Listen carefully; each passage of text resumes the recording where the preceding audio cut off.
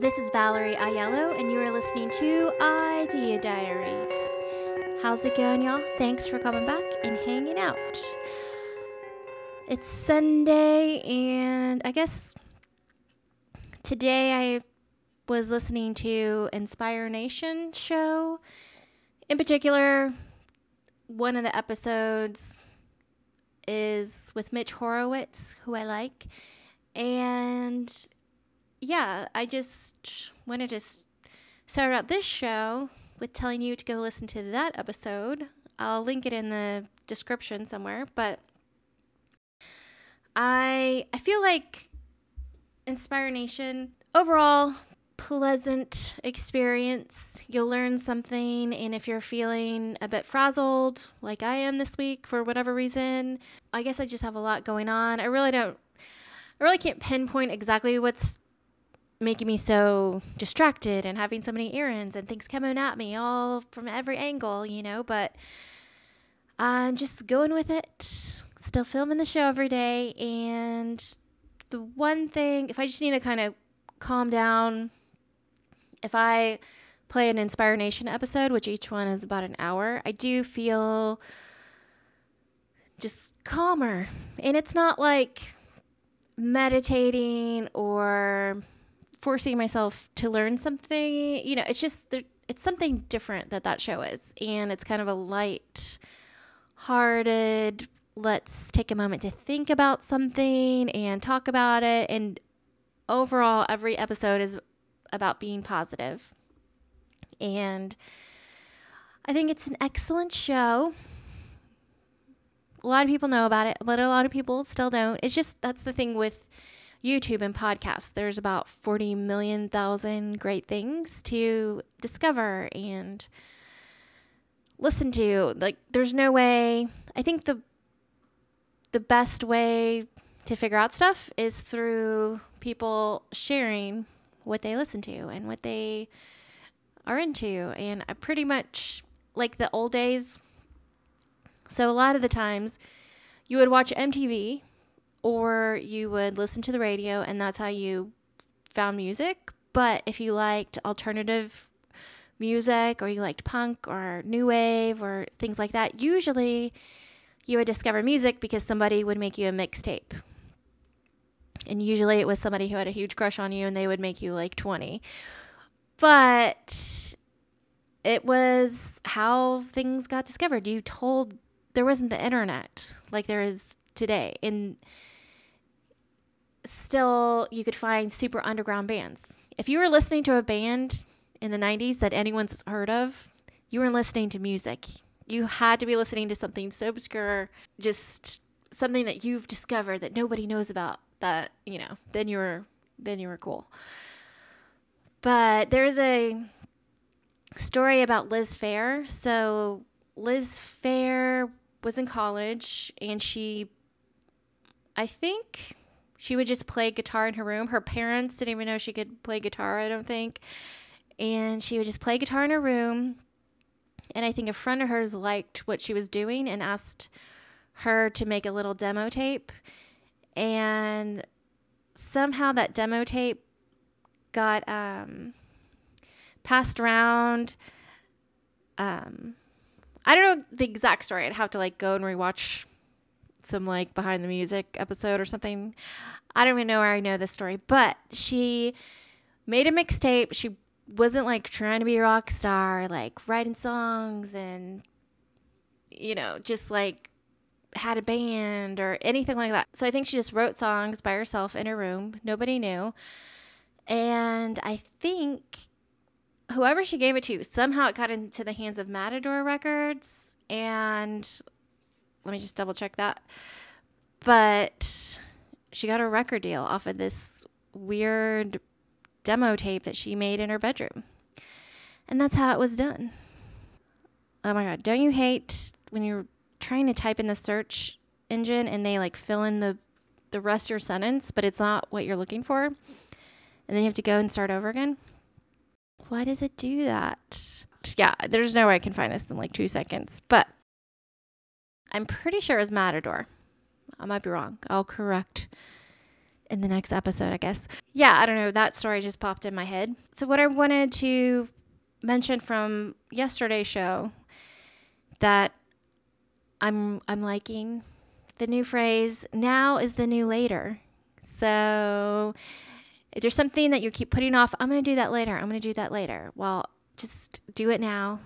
I know that's harder to say than to do, but just remember, procrastinating can mean either that you really shouldn't be doing that thing and you can reevaluate the situation, or you're just thinking, I'm going to do that later so that you don't, because it's scary or because you don't want to dive into something. So just now is the new later. That was Joe Dispenza video that I heard that, and I just like that. And then I was thinking about, I can't remember, I think maybe a couple days ago this came to mind, because people have been talking about pretty much there's not going to be any celebrities anymore. So 2020 wiped out a bunch of stuff, but one thing in particular is they kind of wiped out celebrities. So everyone's kind of on the same playing field. And then I thought everyone should just be their own favorite celebrity. Then I was with my friend Laura and I gave her a birthday present, and I was telling her that because she's a filmmaker, and I was like, you just need to be your own favorite celebrity. And she just thought that was funny. So I'm kind of putting that into my mindset things that I always remember. I think everyone should just be their own favorite celebrity. You know, why not? Another thing, I guess, that I'm having like, I'm just feeling like scatterbrained. It's not really scatterbrained. I'm not feeling relaxed like I normally am. So I feel like the shows have been a little bit boring this week, and I'm just kind of trying to throw it together, which I am. But that's the reality of the thing. I want every show to be entertaining and valuable in some way. I'm trying to bring something valuable to research just every show. So I think, I'm bringing something to the table, and then I'm just talking about stuff on my mind. So I apologize, everyone, if it's boring, but I'm just trying. I can't remember what show I was watching, but they were saying in the Great Depression, there were a third of the people that lived, in the Dust Bowls and just had nothing, and they were in the bread lines and all that stuff. And then the third of the people were in, basically they could still keep their home, they could keep their lifestyle wasn't as great as it was, but they could stay afloat and they could keep existing in some normal fashion. And there were a third of people that just became crazy rich. And in the Great Depression, this is what they said, was that there were more millionaires created in that time period than in any other time period. And I feel like that's what's happening now, because there is money to be made. Even though a lot of people lost their jobs and they don't know how to make money, there is a lot of money to be made in future businesses. And I kind of feel like we're being like flung into the future fast. And, we've got to think fast and get innovative. And obviously restaurant industry is going to be obliterated, but some are going to thrive because they're going to figure out new and cool ways to get people what they want in the new way of doing things. Having catered food before was just for special occasions. Now it's almost the way that you can order food now, and everyone can basically order from a restaurant and then bring it home. And it's sort of like a catered event in a way. But if you price things, you can still be frugal and do stuff like that. And you can price things out to where, it's a better deal than going and buying all the groceries that you would need to make that meal. And, if you're having a party, you don't have to cook, and you can order this restaurant meals and stuff like that. So, and people are liking it. I've seen P.F. Chang's have some video commercials on YouTube videos where they're promoting P.F. Chang's at home. And I feel like that's definitely going to be a huge direction and a lot of people don't want super cheap fast food if they're going to take it home and enjoy themselves and they can't go to a restaurant, and all the cheap fast food, even though it has a place, but, people aren't going to work and they're not needing cheap lunches fast. And it's just, a lot of things are different, and before there was a food company called Daily Harvest, they did a lot of YouTube influencer ads and stuff like that. And so Daily Harvest was it's like frozen food. It's like a cup of a smoothie, but it's already frozen. All the fruit, everything you need to make that smoothie is already in the frozen little cup. And then you put the cup in the blender and you make your smoothie. They had several other products. However, even though that is a really great idea, but now that people are just staying at home and they're not on the go fast and they don't need a super fast smoothie and they can't even go to the gym, and I think possibly that concept could be obsolete in a way because everyone has time now. You can buy all the frozen fruits that you need and the different things and the kale, and you can freeze little smoothie packs yourself, because instead of commuting 2 hours a day and instead of rushing to go places, now no one has anywhere to go. So you have a little more time to spend on groceries and prepare your meals and do certain things. Canning, restaurants that are making products to bake at home and to cook at home. There's ways of innovating that might not be the most super unique idea in the world. Maybe it's an old idea, but now it's like making sense to bring it back. We're all kind of going back to basics, and people are moving out of the city into bigger houses and having bigger pantries to store more stuff. And, there's a lot of different ways to make money right now.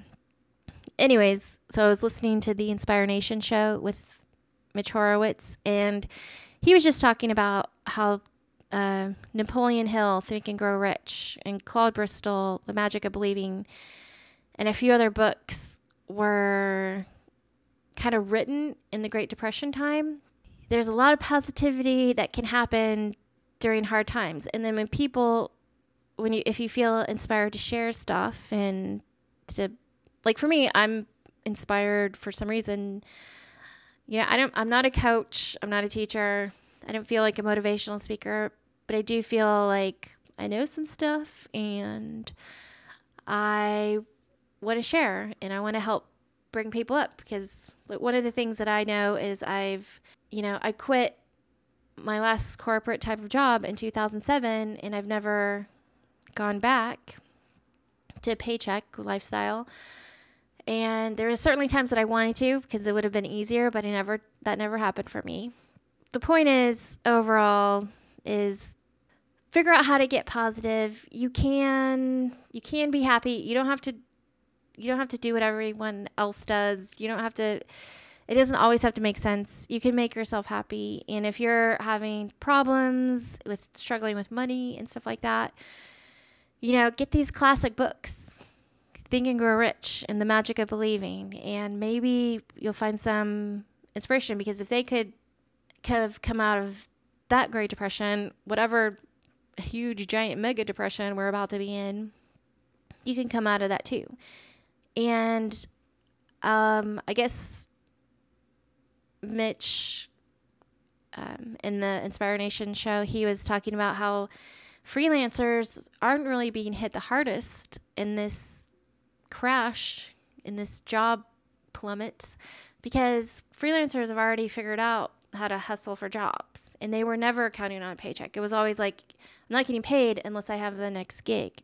So you're always kind of looking for that next thing. And I guess that's kind of what I learned going freelance. And even when I had a job, I loved it.